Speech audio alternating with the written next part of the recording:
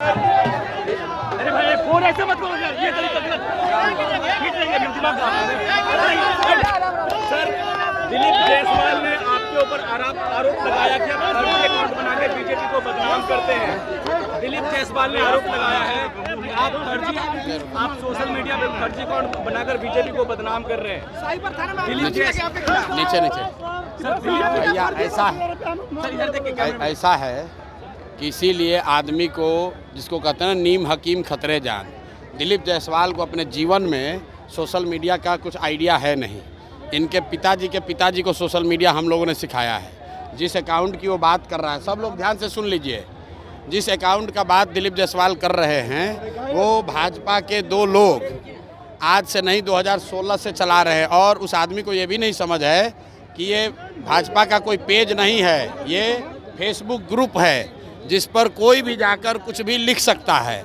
2016 से ये 2 लड़के भाजपा के ये ग्रुप चला रहे हैं। उस पर आरजेडी के लोग भी पोस्ट करते हैं, उस पर जनसुराज के भी लोग पोस्ट कर रहे हैं, भाजपा के लोग भी पोस्ट कर रहे हैं।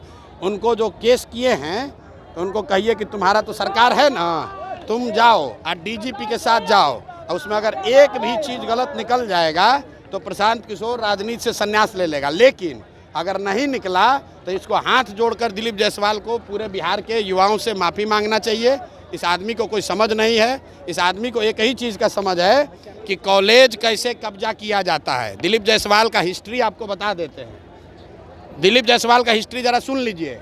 सीमांचल में माइनॉरिटी के मेडिकल कॉलेज में ये व्यक्ति कैसे उस कॉलेज को इन्होंने गलत तरीके से कब्जा किया हुआ है, उसकी जांच होनी चाहिए। और बेचारे जो सरदार जी उसके मालिक थे, जिन्होंने उस कॉलेज की स्थापना की, उनकी हत्या हुई, कैसे हत्या हुई, इसकी जांच होनी चाहिए। ये हमको डराने की कोशिश कर रहे हैं। भाई तुम दिल्ली, यहाँ पटना से लेकर दिल्ली तक जितना साइबर एक्सपर्ट है उसको ले आओ और ला कर दिखाओ। अगर प्रशांत किशोर ने, जनसुराज ने गलती की हुई है तो हम लोग मान लेंगे। ये इसको कुछ आइडिया है नहीं, किसी ने बता दिया कि अरे भैया ये भाजपा के ग्रुप में जनसुराज का मैसेज है। तुम भाजपा के ग्रुप में जनसुराज का आदमी नहीं लिखेगा। आप किसी के भी पेज पर जाकर कुछ भी कमेंट कर सकते हैं, उसमें क्या है। आपको लगता है सर चुनाव से पहले आपको बदनाम करने की? अरे भैया बदनाम क्या होगा इसमें? बदनाम हमको क्या करेगा भाई? सब लोग समझ रहा है सरकार किसकी है, भाजपा की है। तो अगर कोई फेसबुक पेज गलत चल रहा है तो तुम पकड़ लो। दिल्ली में सरकार तुम्हारी है, पटना में सुनिए ना। अरे भाई सरकार किसका है? बिहार और दिल्ली में सरकार किसका है? फेसबुक पेज पर अगर कुछ गलती है तो तुम पकड़ो, अगर है हिम्मत तो। पत्रकार वार्ता काहे कर रहे हो? और साथ में ये भी कह रहे हैं कि जिस कॉलेज को कब्जा करके बैठे हुए हो उसका भी जांच करा लो, अपनी ही सरकार से करा लो कि उस कॉलेज का मालिक कैसे बने हो। अशोक चौधरी ने कहा है कि आपके ऊपर ज्यादा बात नहीं करेंगे, आपको ज्यादा बराबर नहीं बनाएंगे, ज्यादा बात नहीं। ठीक बात है। अशोक चौधरी के लिए कल मैंने कहा कि हम लोग जानते हैं कि नेता दल बदलते हैं, लेकिन अशोक चौधरी बिहार के सर्वदलीय नेता हैं।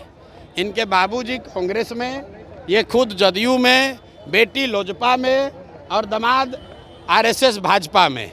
तो भाई एक ही चीज़ बचा हुआ है, आरजेडी। अब घर में 1-2 और कोई भांजा भगीना होगा, उसको भतीजा को उसको आरजेडी में भी डाल दे। तो ये बिहार की जनता देख रही है कि ये एकमात्र परिवार है जो कि चारों पांचों दल में है। कोई भी किसी दल को वोट दीजिएगा, अशोक चौधरी जी को उसमें लाभ ही लाभ है। अरे मोदी जी आ रहे हैं तो आप लोग देखिए कि सब जिला से बिहार के बच्चों का, बिहार के गरीब जनता के पैसा पर, आपके हमारे पैसा से भीड़ जुटाने के लिए सब सरकारी खर्चा पर बस से ले जाकर भीड़ जुटाया जा रहा है। तो सब लोगों को पूछना चाहिए कि भाई आप हम लोग को कुछ दे तो नहीं रहे हैं, हम लोग का ले क्यों रहे हैं?